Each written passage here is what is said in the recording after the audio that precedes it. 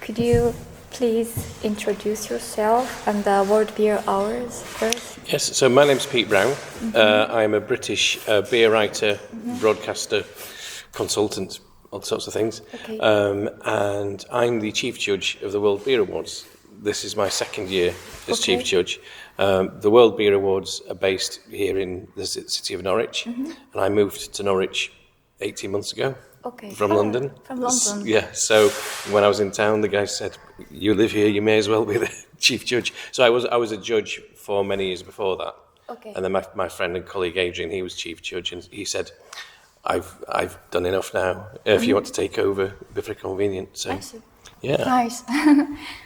Could you share the story of the founding of World Beer Hours? Yes, so the company that owns these awards is a company called Paragraph Publishing. They began doing magazines, like whiskey magazines and beer magazine and so on. And from doing the magazine, they decided to do the World Whiskey Awards.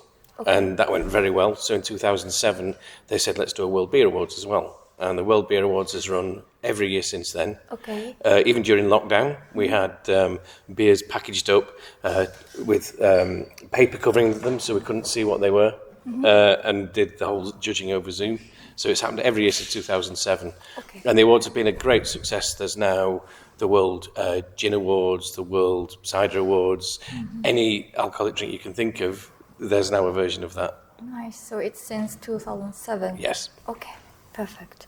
And about the beer industry, so despite the decreasing in consumption of alcohol beverages in general, it seems like a beer market has been expanding in the world, right? Yeah. So, could you tell your forecast of the beer industry? Yeah, I mean, in terms of overall volume, beer is growing in countries that traditionally were not beer drinking countries. So there's a lot of growth in places like South America, in India, and places like that. So the volume globally is doing okay. Volume in established beer markets, in mature beer markets like Europe and the USA, volume is declining, and will continue to decline. We're becoming healthier. We don't want to drink as much, and we have so many more choices. The thing is now you maybe have more people drinking interesting beer, but they're also drinking gin and wine and everything else. So beer isn't making up as big a share of what they drink as they used to. So maybe you have 100 people drinking beer once a week instead of 50 people drinking beer 5 times a week. So the whole volume goes down. And what we've seen, the most interesting thing we've seen in the last 20 years is the craft beer revolution. Yeah.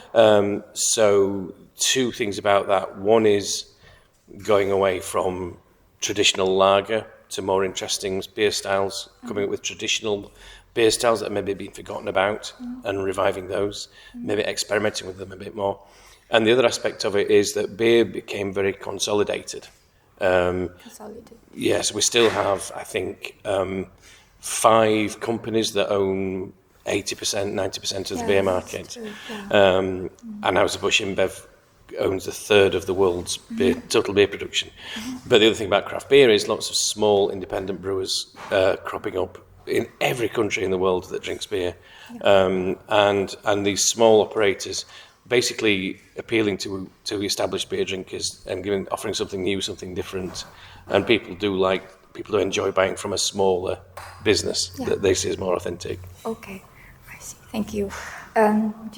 What do you think about the role of non and a low alcohol beer in the beer industry? I think it's I'd say that low and no alcohol is the number one trend in the beer industry just now. I've been around long enough to see this pretended to happen many times. It's like, low alcohol beer is going to be the next big thing. We promise you. And every time a product comes out and people taste it and they go, that's terrible, and it dies. And the difference this time is that the beers taste good. New technology, innovations mean there are different methods of taking the alcohol out of beer. So you can actually get a beer that tastes like a full-strength beer. And this appeals to people like me, who I've been a beer drinker all my life. I'm overweight. I drink too much beer. Really? And it's nice for me someone like me to be able to enjoy the taste of beer without the alcohol, without the calories. It means you can actually drink beer more often. Yeah. And I think around the world there have been different attitudes in different countries. In some places, it's still considered. In very masculine countries, you're not a real man if you drink low alcohol beer, that kind of thing. Everywhere it's changing. Some countries are more ahead of others. I think in Germany, everyone drinks low alcohol beer. It's not an issue. In the UK, we're getting there. We're getting closer to that point. It used to be the case that if you said, "Oh, I'll have a no alcohol beer," people would say, "Oh, are you driving?" Or if you're a woman, "Are you pregnant?" And now if you say, "I'd like an alcohol beer," people just go, "Oh, okay." And it's not a stigma anymore. So I think it's here permanently. I think it's going to continue growing.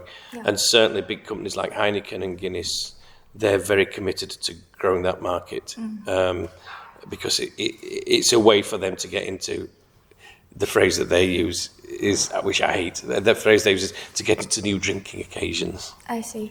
So that they can get to people and places that the alcoholic variants couldn't get.